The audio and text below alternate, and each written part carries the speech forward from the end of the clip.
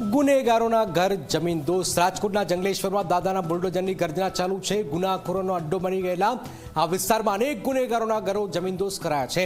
આ એવો વિસ્તાર છે કે જ્યાં હિન્દુ નામની અનેક સોસાયટી આવેલી છે, પણ વસવાટ મુસ્લિમો કરે છે। અનેક હિસ્ટ્રીશીટર, બુટલેગરો, પ્રોહિબિશનના આરોપીઓનું આશ્રયસ્થાન બનેલા જંગલેશ્વરમાં તંત્રની કડક કાર્યવાહીથી ગુનાખોરી પર રોક લાગશે।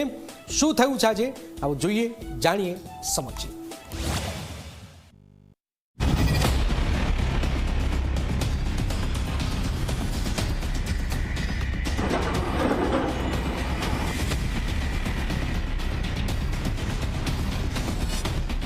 રાજકોટનો જંગલેશ્વર વિસ્તાર એક એવો વિસ્તાર જે હિસ્ટ્રી શીટરો, આરોપીઓ અને ગુનેગારોનો અડ્ડો બની ગયો હતો।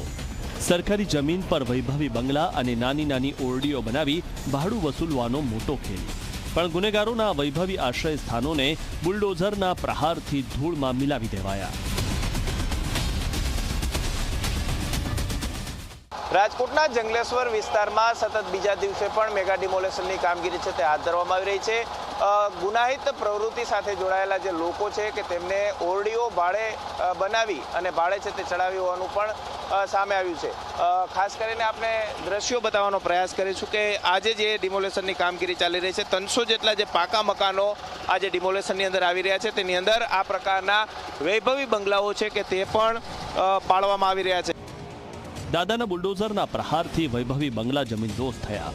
જુઓ આ મહેલ જેવા ઘર, એકથી એક આશિયાના, પણ જમીન સરકારી, બાંધકામ ગેરકાયદે અને માલિક અપરાધીઓ અને આરોપીઓ। રાજકોટ મ્યુનિસિપલ કોર્પોરેશને આ તમામ પર બુલડોઝર ફેરવી દીધું છે।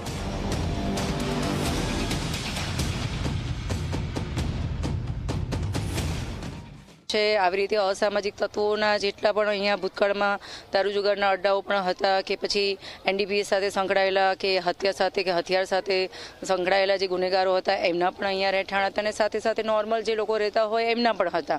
અને ઘણીવાર સમયાંતરે ગુસ્સી ટોકની અંદર એમને એમની ઉપર કાર્યવાહી પણ કરવામાં આવી હતી, એમની મિલકતો પણ તોડી પડાઈ હતી। હવે જુઓ Nilkanth park, Gokulnagar, Leuva Patel society, Bharatvan society. નામ સાંભળીને લાગે કે હિન્દુ વસ્તી હશે, પણ અહીં હકીકત જુદી છે। અહીં મોટી સંખ્યામાં મુસ્લિમ સમાજના લોકો વસતા હતા, એ પણ ગેરકાયદેસર। અહીં છે પૌરાણિક જંગલેશ્વર મહાદેવનું મંદિર, તેથી જ નામ જંગલેશ્વર પડ્યું। ભૂતકાળમાં હિન્દુ નામની સોસાયટીઓ બની, પણ આજી નદીના કાંઠે મુસ્લિમ સમાજની વસ્તી વધી, હિન્દુ વસ્તી ખાલી થઈ અને આજે આખો વિસ્તાર મુસ્લિમ બહુમતીવાળો બની ગયો હતો। જંગલેશ્વર મહાદેવ મંદિર માથેથી જંગલેશ્વર વિસ્તારનું નામ પડેલું છે, જેમ રામનાથ મહાદેવ માથેથી રામનાથપરા વિસ્તારનું નામ પડેલું છે, તેવી જ રીતે જંગલેશ્વર મહાદેવ મંદિર માથેથી જંગલેશ્વર વિસ્તારનું નામ પણ કરેલું છે। રાજકોટ બહારથી આવીને અનેક લોકોએ અહીં રહેઠાણ બાંધ્યા। તંત્રએ અનેક નોટિસ આપી, પણ ગેરકાયદે દબાણ ન હટાવાયું, તો હવે બુલડોઝર ફરી રહ્યું છે। અત્યારે 5 વાગ્યા સુધીમાં આપણે ડિમોલિશન પાત્ર જે 1509 પ્રોપર્ટી આઈડેન્ટિફાઈ કરી હતી, એ પૈકી 1460 પ્રોપર્ટીમાં ડિમોલિશનની કામગીરી પૂર્ણ કરી દેવામાં આવી છે। આપણે જે 7 બ્લોકમાં 42 ટીમોને ડિપ્લોય કરી હતી, એ પૈકી 35 ટીમોનું કામ પૂર્ણ થયું છે, 7 ટીમો કામ કરી રહી છે।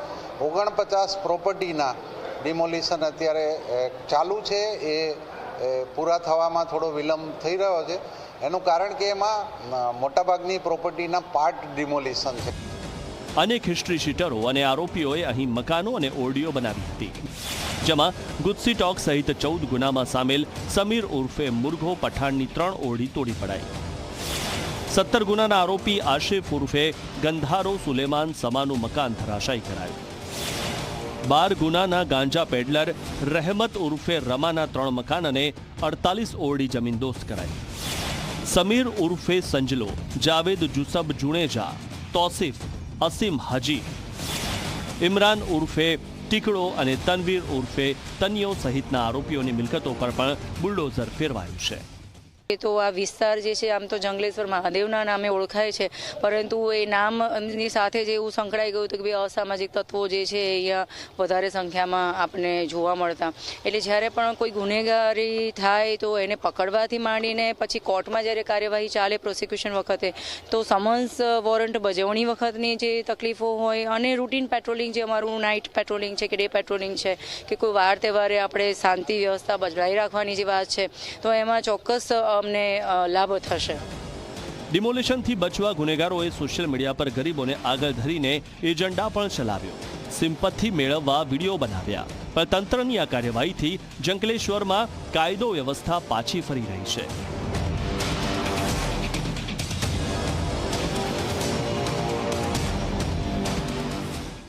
રાજકોટનો એ જંગલેશ્વર વિસ્તાર કે જ્યાં રહેતા હતા માફિયાઓ, જે રાજકોટ શહેરની અંદર કાયદો અને વ્યવસ્થાની સ્થિતિને કરતા હતા ખરાબ.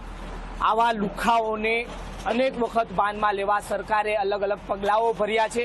ત્યારે આ જંગલેશ્વર વિસ્તાર કે જે આજી નદીના કિનારે આવેલો છે, ત્યાં ગઈકાલે બહુ મોટું ડિમોલેશન એટલે કે મેગા ડિમોલેશન કરવામાં આવ્યું અને આ મેગા ડિમોલેશનની અંદર અનેક ગુનેગારોના મકાનો જમીનદોસ્ત કરવામાં આવ્યા. જંગલેશ્વરમાં આજે જે દ્રશ્યો જોવા મળ્યા તે સ્પષ્ટ સંદેશ આપે છે કે ગેરકાયદે દબાણ અને ગુનાહિત પ્રવૃત્તિઓ સામે હવે તંત્ર ઝીરો ટોલરન્સની નીતિ અપનાવી રહ્યું છે. જંગલેશ્વરનું આ મેગા ડિમોલેશન રાજકોટ જ નહીં, સમગ્ર રાજ્યમાં ચર્ચાનું કેન્દ્ર બન્યું છે. ગૌરવ દવે, ઝી મીડિયા, રાજકોટ.